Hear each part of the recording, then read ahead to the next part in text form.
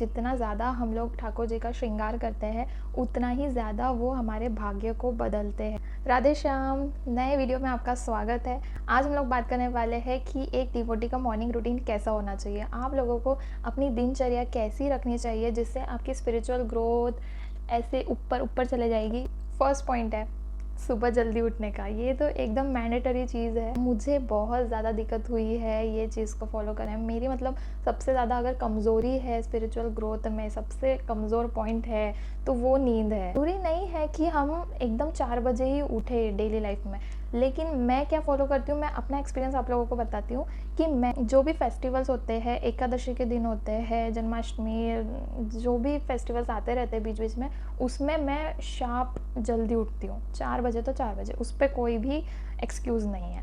तो ऐसे करके ना हमारी बॉडी को धीरे धीरे आदत होती है। अब एकादशी हर 15 डेज़ में आती है तो मुझे अब आदत हो चुकी है कि जल्दी उठना ही उठना। डेली लाइफ में हम लोग 5 बजे उठ जाओ, 5 बजे 5:30 तक उठ जाओ, या फिर ज़्यादा ही हुआ तो 6 बजे, उसके ऊपर नहीं करना। मैं सुबह उठने से ही टेरेस पे जाके सनराइज़ देखती हूँ।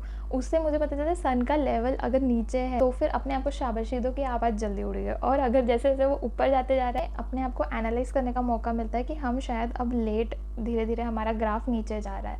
डायरेक्ट सुबह उठे हम लोग सनराइज़ देखे और स्नान करके पूजा सेवा में। मेरे गुरुदेव कहते हैं कि जितना ज़्यादा हम लोग ठाकुर जी का श्रृंगार करते हैं उतना ही ज़्यादा वो हमारे भाग्य को बदलते हैं।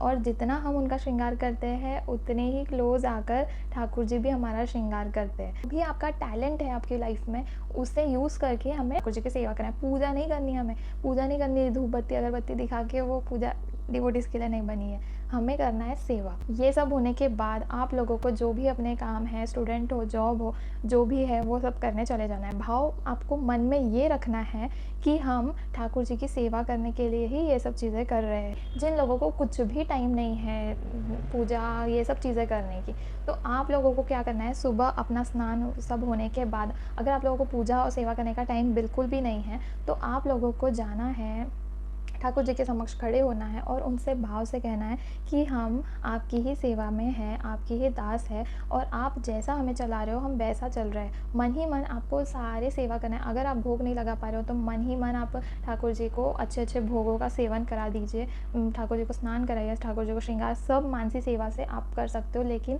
ये सब चीज़ें तब होता है जब बहुत ज़्यादा ही कंडीशन अगर है कि आप नहीं कर पा रहे हो, नहीं तो फिर पारिवारिक जीवन, गृहस्थ जीवन भी एक भजन ही है।